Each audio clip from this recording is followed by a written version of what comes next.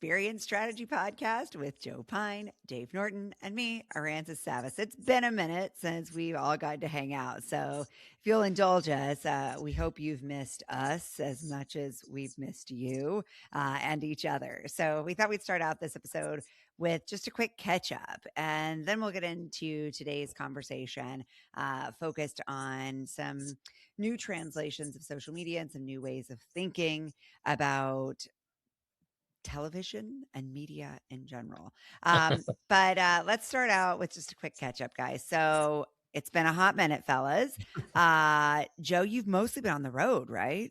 Yeah. I think the since the last time we did a podcast, it was shortly before I left for London Experience Week. I was over there for 11 days. Got to speak and do a workshop, of course, on the transformation economy. This is sponsored by the World Experience Organizations. And if you read the book carefully, like in the preparation chapter and the acknowledgments at the end, it was the World Experience Organization, the WXO, was one of the reasons why I decided the time was right. Because so many experience designers doing so many wonderful work, so many talking about how they want their work to be transformative. And just like, okay, this is now a thing. So I got to do that. I also did a speech in Bath, England, which is a lovely town. Every time I'd say, I'm going to Bath after, everybody would say, it's a lovely town. I'm literally like lovely. Everyone person, it's a lovely town. And it was. So it was nice to see a little bit part of England that I had not before. And then last week I had a Dutch client that hired me to do speeches and participate in these summit events that they did in New York and San Francisco, and then also in Berlin in November. So, and that's always fun. This is like the sixth time I work with them in various different places. And I'll mention one more thing. A week ago, 2 weeks ago, Thinkers 50, an organization that sort of tracks what are the best management ideas out there. The Thinkers 50 named the Transformation Economy as one of the top 10 best management books of 2026. So, that's awesome. We're not Congratulations. Surprised. It's the first of many, many recognitions for this book, I have no doubt. That's awesome. So what's sort of the prevailing sentiment you're hearing out there on the road? About business in general, or no, about the book? About the book, transformation. Well, nobody's told me. I don't care about business in general. That's what you're asking. Everybody is effusive in praise and talking about how much a difference it makes. I mean, there have been wonderful stories. One guy, and actually he told me this before, but I met at London Experience Week, an architect experienced architect who said he was quitting the business. He was just like going to stop doing this until he saw me speak at an IAP event at Animal Kingdom in Orlando in 1999 or 2000. And he said, this has a future. I want to keep doing this. And now he's, one of the best in the world at it, and I get other stories like that. So many people have told me that the new book just really speaks to them, helping them doing it. One person told me, I thought this was great. One person told me, he said, I'm reading one chapter a week. Right, that's it. I'm doing the reflection. I spend the rest of the week on the reflection questions, then do the preparation. And next week I'm reading the next chapter, and I'm going to spend 8 weeks on this and just get a ton out of it. And we also published this transformation toolkit on our website. High price, high value. Another over 15,000 words on it, where it gives you templates and exercises and tools to be able to apply it to your business. And that's been going, I wouldn't say gangbusters given its price, but I would say it's been going very well and sort of exceeding what expected for it. That's awesome. Yeah, I think that's good news for all of us. I have sort of been on the road on your book tour without you, and that I was doing a fair amount of travel this year already, but most recently for this company, Ideal Protein, which is very much in the transformation space, had me come and talk about mindset and weight loss specifically for their customers and their doctors and their clinicians so that they can better understand midlife women specifically. And you're talking to their board and their CEO about the potential for transformational experiences was really energizing.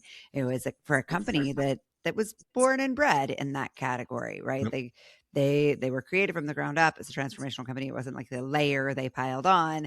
And so for them to hear directly what a powerful defensive moat transformation is at this time was really exciting. And then some of my coaching clients, of course, they're all running transformational companies too. And I have a woman who runs a transformational CPA company. Oh, Basically, nice. she teaches. It's cool.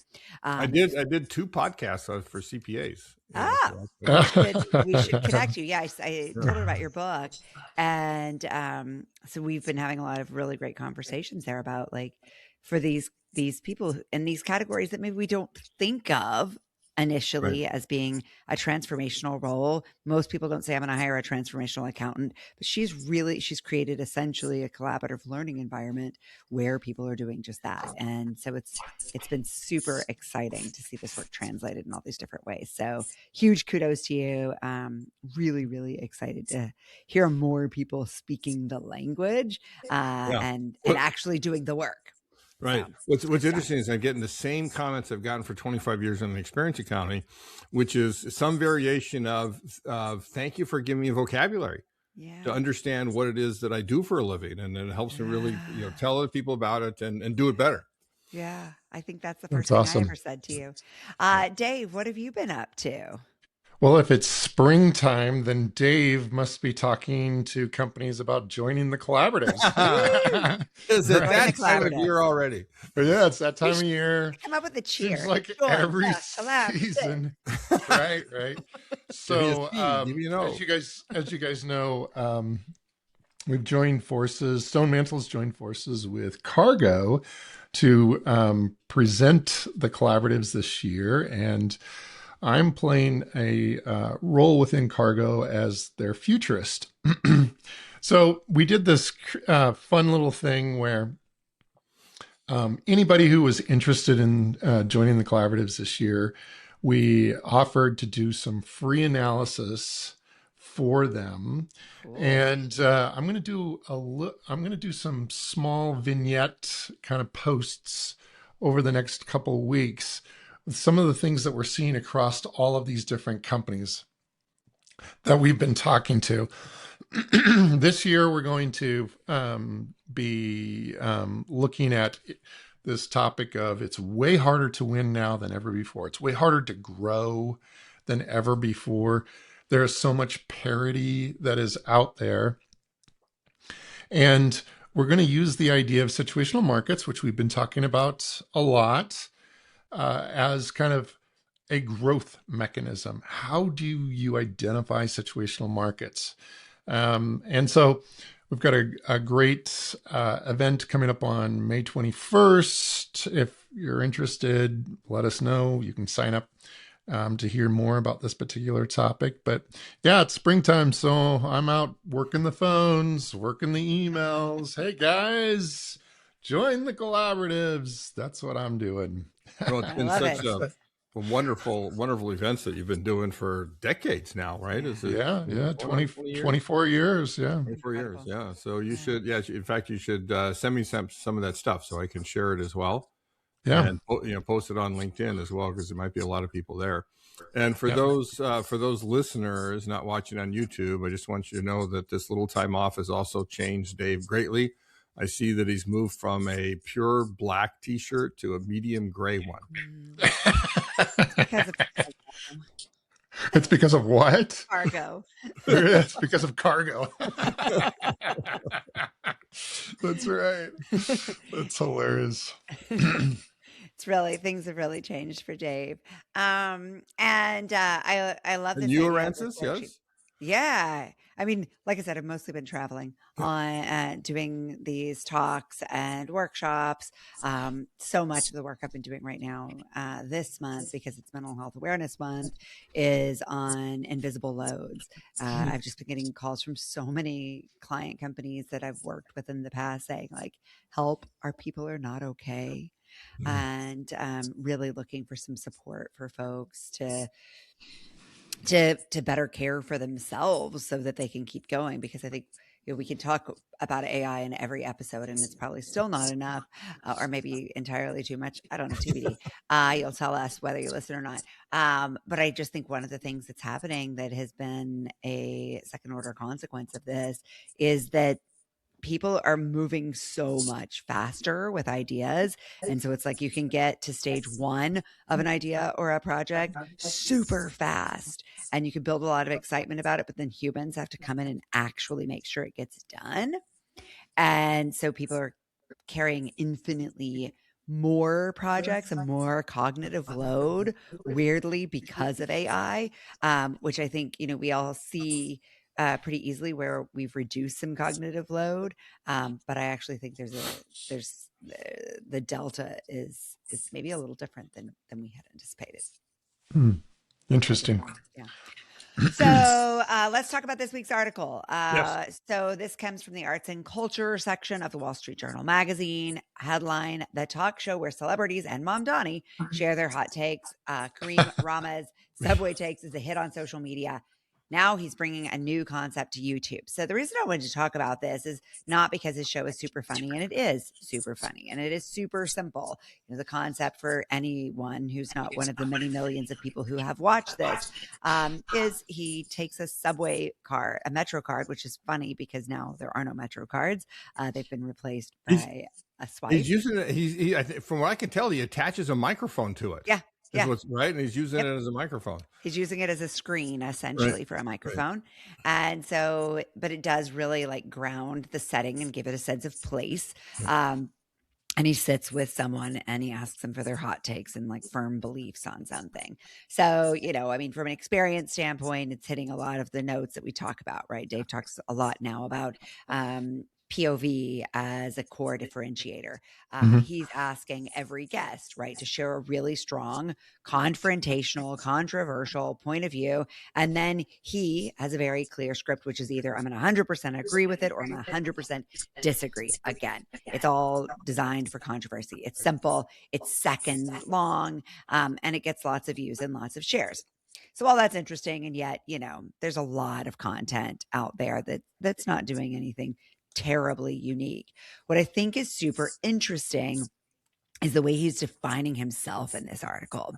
He's like, everybody's thinking too small about YouTube. And the article says that 12% of all views on television are now monthly on YouTube. Way outperforming streaming services. We predicted this years ago. I think it's been probably 6-7 years that we've said, okay, yeah, YouTube is the future. We should all be on YouTube. It's why we put our podcast on YouTube because, frankly, if you ask anybody who's looking at the future of podcasting, they're going to tell you it's on YouTube. And which is funny because then is it really a podcast? I guess not. But whatever. We're hedging our bets. So what he's saying is, why are people thinking about YouTube as an extension of social media? YouTube is actually the future of television. And so we should be thinking about it. And he says he's done thinking about it as a creator. He's thinking of it as Lorne Michaels. And he wants to think of it as a place to build platforms, to build channels, backed out of a deal with CNN in order to move forward and stay true to his vision. Very Lorne Michaels.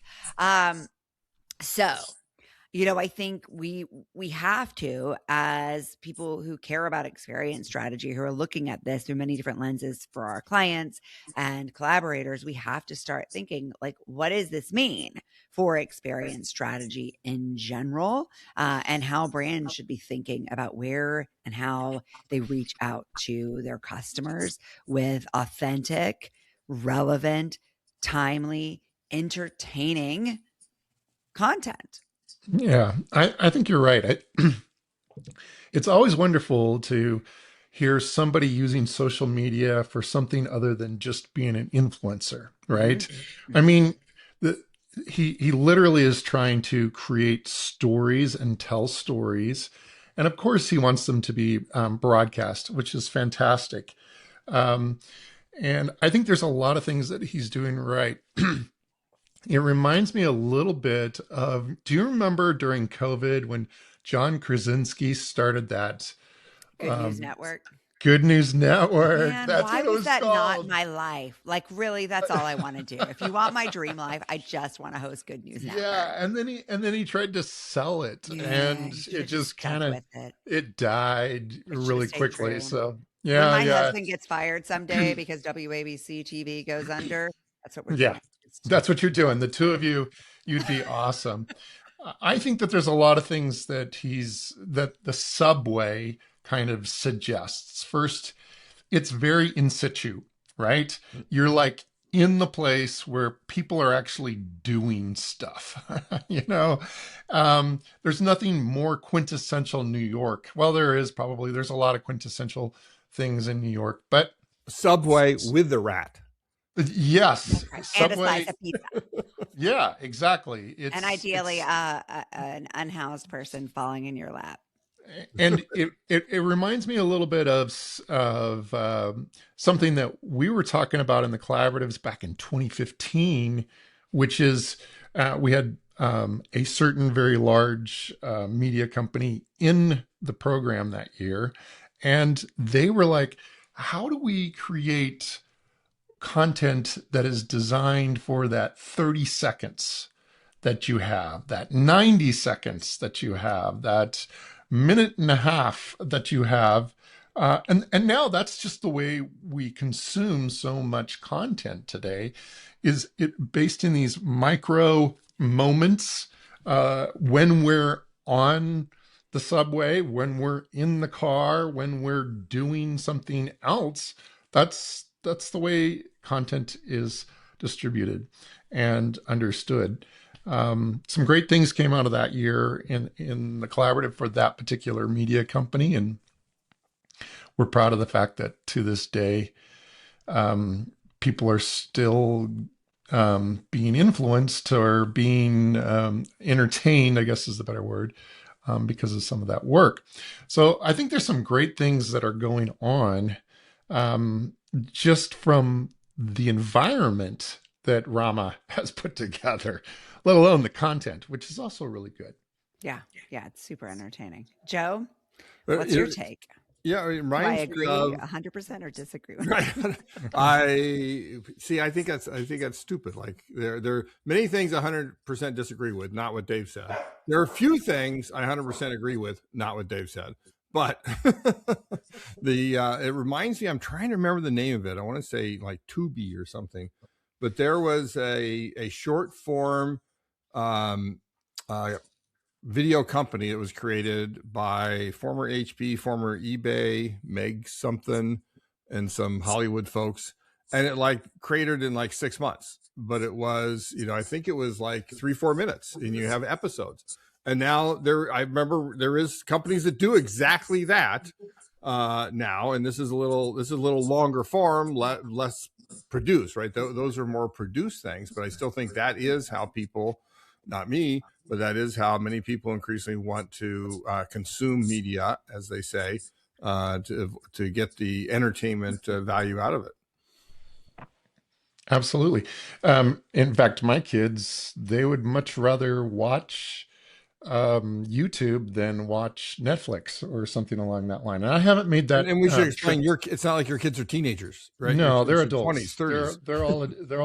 They're all adults.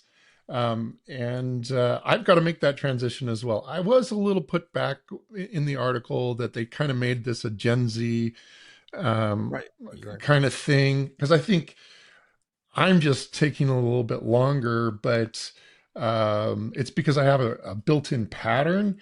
And I think there's a lot of people, and Aransas is nodding her head, who use YouTube for content, enjoyable content, in lieu of Netflix or something along that line. Yeah, I mean, it used to be instructional media, right? And that's still how I use it, right? Like I only use it when I need to fix the toilet or try to. Well, I'm sorry you're not feeling well, Aransas. No, I'm just the queen of DIY, and the plumber hates me because I fix things, and I'm like, actually, I broke it. So that's how I use YouTube to break my dryer and my toilet and my sink. But people watch it all day long. Yeah. And to me, it's just this reminder again that we have to meet our customers where they are, and they are changing. And Mhm. any industry that thinks their customer is staying the same and still wants the same thing in the same way with just a slight nuance to what they wanted 10 years ago is just wrong. Yeah. I just had a thought that seems profound to me, but I think, well, people had to have thought of this before, but you're particularly thinking of the passing of the late great Ted Turner, right, who invented 24-hour news network with CNN. And there are people that watch CNN and Fox News and some of the others basically all day long as sort of background. And it has segments, not talking about shows, but every single show has segments on the order of 15 seconds to 3 or 4 minutes. And it's infinite scrolling. In fact, you got the little chyron at the bottom that scrolls this way as the show is effectively scrolling that way. Is that not exactly the same? Yeah, I mean, it is in some ways. I mean, you don't have to change the channel. It's just like scrolling. Here's another little short segment. Oh, yeah, it's meeting the same need, but that's always the point, isn't it? Our needs don't change. How we want them to be met does. Right. Yeah, that's a good Clayton Christensen line. He always believed that the job didn't change. It was just the means of production. I tend to disagree with that. I think the situation... 100%? I'm not 100% on anything. Okay. For our listeners, that's one of Rahma's lines. Is he does the 100% thing. So if you're wondering why Joe went there, that's why. So, but I think that the world that we live in is different than the CNN world was. And CNN is certainly trying to, but the ticker tape thing is something that CNN kind of invented way back in the 80s. It's been there that long. Right, but I'm not just talking about that. I'm talking the actual segments that are going. Those are akin to what we watch YouTube for. We need to get Aransas another one. We need to get Aransas' husband on here. He could tell us. He'll have an opinion. Yeah. I mean, I think what he would tell you is that traditional media has been too slow to embrace this. And that's the challenge, right? They're trying to figure out how do we show up for, frankly, and I came from a legacy brand. How do we stay true to the older consumer who wanted us one way without disturbing the foundational cost centers and basis of revenue, while becoming relevant to the future? And every company is struggling with that. And we would have to have a much longer episode to answer that question. But the truth is, I mean, I think your older customer has to come with your newer, younger customer, because that's where the future is headed. And right, like it's staying true to your values, those needs again, but also meeting them in a way that feels relevant and timely, and that allows you the flexibility to evolve, because things are just moving too quickly for anything to be too expensive or static. Yeah, and CNN has a huge presence on YouTube, as do all of the media channels, but it's still different, isn't it? Yep. Yeah. Yep. It's a whole different vibe. Which, speaking of vibe, join us in the next episode. We're going to talk about modes in a new way. Thanks for listening. Go sign up for the collaborative workshop over on the Experience Strategy Substack. We'll put that link in the notes, or follow Dave or stonemantle.com over on LinkedIn for all the details. Did I tell you my Easter Bunny joke? I think I did. What's your Easter Bunny joke? Knock, knock. Who's there? Easter Bunny. Easter Bunny who? Knock, knock. Who's there? Easter Bunny. Easter Bunny who? Knock, knock. I'm sure. Who's there? One more. Easter Bunny. Knock, Easter knock. Bunny. Who's there? Cargo. Cargo who? Cargo beep, beep, and run over all the little Ether bunnies. I'll have to turn that into a clip for you have to, Roger. Right. There you go. I'm glad you recorded that. Oh my gosh. All right.